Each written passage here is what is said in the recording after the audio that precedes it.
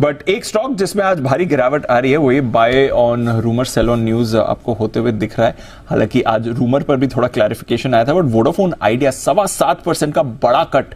इसमें आया है। और कुशल काफी सारे डेवलपमेंट्स होते रहते हैं वोडाफोन आइडिया में, बट जो इंपॉर्टेंट डेवलपमेंट हुआ, अच्छी खबर थी कि इन्होंने अपना इंटरेस्ट पेमेंट टाइम पर कर दिया है। जरा बताएं इसके बारे में और क्या कुछ चल रहा है बाजार में, जरा लाइट डालें इसमें। बिल्कुल दीप, आप देखिए यहाँ पर वोडाफोन आइडिया जो पिछले कुछ दिनों से लगातार सुर्खियों में बना हुआ था, अच्छी खासी तेजी आपके स्टॉक प्राइस में देखने को मिली थी, वो कहीं ना कहीं अब थोड़ी सी फेड ऑन होती हुई नजर आ रही है। ऑफ कोर्स कुछ इन्वेस्टर इंटरेस्ट को लेकर बातचीत चल रही थी जिसका कंपनी ने ऑलरेडी खंडन कर दिया है, पर इंपॉर्टेंट ये है कि यहाँ पर जो भुगतान इनका होना था, यानी कि 1680 करोड़ रुपए का जो इनको पिछले महीने भुगतान करना था 5G स्पेक्ट्रम ऑक्शन में, जो इनको इंस्टॉलमेंट इन्होंने 20 इंस्टॉलमेंट्स के लिए अग्री किया था कि हर जो इंस्टॉलमेंट है करीबन 1680 करोड़ रुपए की, वो ये देते हुए नजर आएंगे। तो उसके लिए 30 दिनों का ग्रेस पीरियड इन्होंने लिया था पिछले महीने, जिसका इन्होंने सक्सेसफुली जो 15% इंटरेस्ट है उसके साथ इसका भुगतान कर दिया है 1701 करोड़ रुपए का डीओटी को। अब आप देखिए यहाँ पर ये भुगतान तो हो चुका है, पर आपको ये भी देखना है कि यहाँ पर एक और इंटरेस्टिंग अच्छी डेवलपमेंट हुई थी मार्च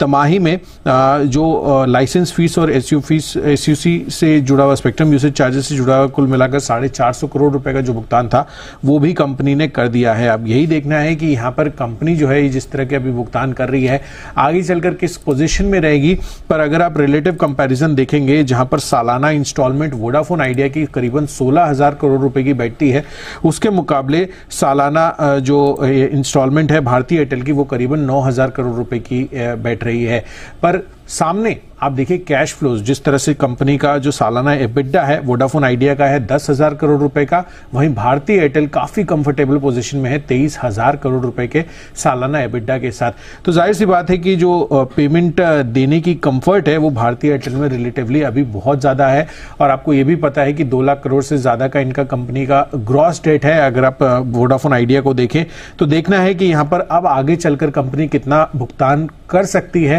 क्योंकि जिस तरह से इन्वेस्टर इंटरेस्ट आ रहा था, प्रमोटर्स की तरफ से ये